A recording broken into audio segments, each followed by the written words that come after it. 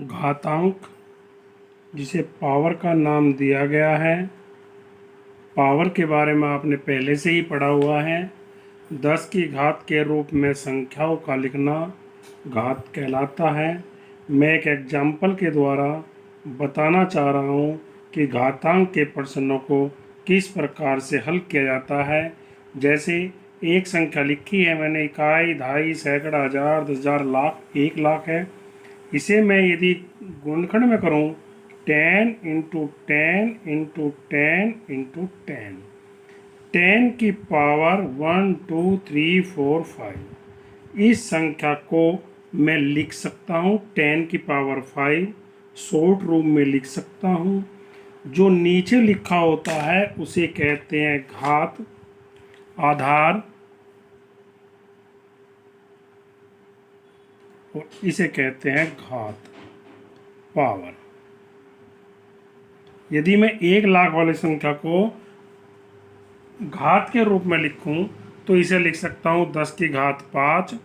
10 क्या है, इसका आधार है, और 5 इसकी घात है। पावर ऑफ इंडेक्स और एक्सपोनेंट जिसे हम घात को कहते हैं, और इसको हम बेस कहते हैं। कुछ मैं जनरल बात घातांक को हल करने से पहले बता रहा हूं। किसी भी क्वेश्चन को यदि किसी संख्या की पावर प्लस में है, ये एक सम संख्या है। कैसी संख्या है? सम। जैसे 2 की पावर 10 है तो उसका उत्तर हमेशा प्लस में आएगा। उसका उत्तर क्या में आएगा? हमेशा प्लस में आएगा। यदि ये संख्या माइनस की है और वो सम संख्या है, उसकी घात भी सम संख्या है, तो भी उत्तर प्लस में आता है। यदि कोई संख्या माइनस की विषम संख्या है, ऑड नंबर है, तो उसका उत्तर हमेशा माइनस में आता है। एक तो ये बात हमें ध्यान रखनी है। जैसे -1 की पावर हमेशा क्या होगा? n कैसी संख्या है? विषम है, तो -1 होगा। और यदि -1 सम संख्या है तो उत्तर प्लस का 1 होगा। इन छोटी छोटी बातों को हम समझते हुए मैं घातांक के नियमों के बारे में बता रहा हूँ। घातांक के नियम क्या है, आइडेंटिटी हमें याद करनी है। जैसे x की पावर m मल्टीप्लाई x की पावर n, इसका मतलब ये हुआ कि बेस दोनों सेम है, पावर डिफरेंट है। x की पावर m डिवाइड x की पावर n, बेस सेम है, पावर डिफरेंट है, और बीच में डिवाइड का निशान बना हुआ है। पावर की पावर है। यदि बेस सेम हो, पावर अलग अलग हो, तो उनकी पावर ऐड हो जाती है। यदि संख्या डिवाइड में हो तो माइनस में हो जाती है। यदि कोई संख्या पावर की पावर में हो तो उनकी पावर में आपस में मल्टीप्लाई हो जाती है। यदि किसी संख्या की पावर 0 हो, उसकी वैल्यू हमेशा 1 के इक्वल होती है। मैं एग्जाम्पल के द्वारा इस क्वेश्चन को बताना चाहता हूँ कि क्वेश्चन को कैसे हल करते हैं। इनमें हमें अधिक से अधिक आइडेंटिटियों का प्रयोग करना चाहिए। एक आइडेंटिटी और है, यदि बेस इक्वल है और पावर डिफरेंट है तो मैंने बताया है m प्लस n। यदि पावर सेम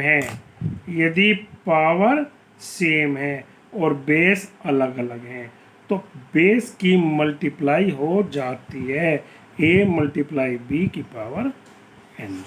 एक क्वेश्चन के माध्यम से इन आइडेंटिटियों का प्रयोग करते हैं। जैसे मैं क्वेश्चन लेता हूँ 3 की पावर 7, 3 की पावर 3 या 3 की पावर 8, सेम बेस है, पावर अलग अलग है, तो ये आइडेंटिटी यूज हो जाएगी। क्या हो जाएगी? 3 की पावर 7 प्लस 8, 3 की पावर 15। 3 की पावर 15 का अर्थ होता है 3 को 15 बार लिखना। ऐसा ही एक और क्वेश्चन, ये सब क्वेश्चन बुक्स के अंदर दिए हुए हैं। 6 की पावर n, 6 की पावर 2 डिवाइड 6 की पावर 5। जो संख्या मल्टीप्लाई में है मैंने पहले ही बताया था, वो तो ऐड हो जाती है, और जो डिवाइड में है वो सब्ट्रैक्ट हो जाती हैं। तो ये दोनों प्लस हो गए और ये माइनस हो गए। 6 की पावर 6 माइनस 5, और 6 की पावर 6 में से 5 गए 1, और 6 की पावर 1 का मतलब होता है 6। इसी तरीके से और एक एग्जाम्पल, 2 मल्टीप्लाई 5 की पावर 2 प्लस 5 मल्टीप्लाई 2 की पावर 5। ऐसे क्वेश्चनों को थोड़ा हल करने के लिए सबसे पहले हम कॉमन सोचते हैं, क्या कोई संख्या कॉमन है। हम देखते हैं 2 यहाँ भी है और 2 यहाँ भी है। 2 मल्टीप्लाई 5 कॉमन ले लेंगे, यहाँ 5 बच गया, और यहाँ 2 की पावर जब एक बार आ जाएगा तो कितना बच जाएगा 4। 5 2 जा 10, 5 प्लस 2 की पावर 4 का मतलब होता है 2 दूनी 4 दूनी 8 दूनी 16, और 16 और 5 कितने हो जाते हैं 21, और 21 में 10 की मल्टीप्लाई करेंगे तो कितना आंसर आ जाएगा 210 आ जाता है। इस प्रकार से हम घातांक के सवाल को हल करते हुए चले जाते हैं। यदि कोई संख्या 12 की पावर 0, x की पावर 0 और 9 की पावर 0 है, मैंने बताया है किसी भी संख्या की पावर 0 हो उसकी वैल्यू हमेशा 1 होती है। इसकी भी पावर 0 है, 1 प्लस 1 1 1 2 और 1 3। इसका मतलब ये हुआ किसी भी संख्या की पावर 0 हो तो उसकी वैल्यू हमेशा 1 होती है। इस प्रकार से हम क्वेश्चनों को हल करते हुए चले जाते हैं। एक और क्वेश्चन, 3 की पावर 4, 3 की पावर 5, 3 की पावर -9, 4 प्लस 5 मल्टीप्लाई 9, 3 की पावर 9 माइनस 9, 9 में से 9 सब्ट्रैक्ट करते हैं 0। अब किसी भी संख्या की पावर 0 होती है उसकी वैल्यू हमेशा 1 होती है। एक और क्वेश्चन, यहाँ मैंने मल्टीप्लाई किया था, यहाँ डिवाइड था, यहाँ सब्ट्रैक्ट था। एक क्वेश्चन को हम और हल करते हैं, जैसे कि 3 की पावर 0 और 3 की पावर -1 और 3 की पावर -2। 3 की पावर 0 का मतलब मैंने बताया 1। जब कोई संख्या माइनस में है तो 1/3, 1/3 की पावर 2, 1 प्लस 1/3, 3 3 जा 9।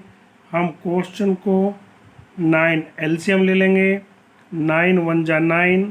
जब कोई संख्या नहीं होती हमेशा ध्यान रखना चाहिए उसके नीचे 1 लिख लेते हैं, प्लस 3 प्लस 1, 9 और 3 12 और 1 13/9। इस प्रकार हम घातांक के सवालों को हल करते हुए चले जाते हैं।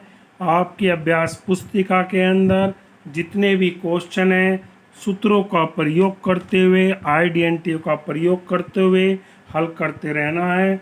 मैं एक बार रिपीट कर देता हूँ, जो संख्या नीचे होती है उसे बेस कहते हैं, आधार कहते हैं। जो ऊपर होती है उसे पावर कहते हैं, पावर ऑफ एक्सपोनेंट कहते हैं।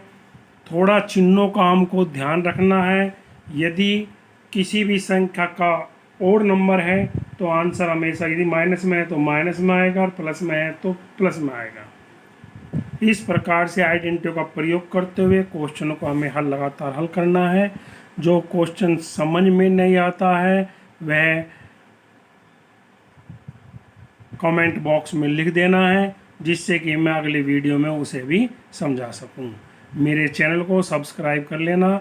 जितनी भी वीडियो हैं अधिक से अधिक जो यूपी पुलिस, लेखपाल, कक्षा 8 तक की जो परीक्षाएं होती हैं उनके अंदर सबसे अधिक प्रयोग किया जाता है। धन्यवाद।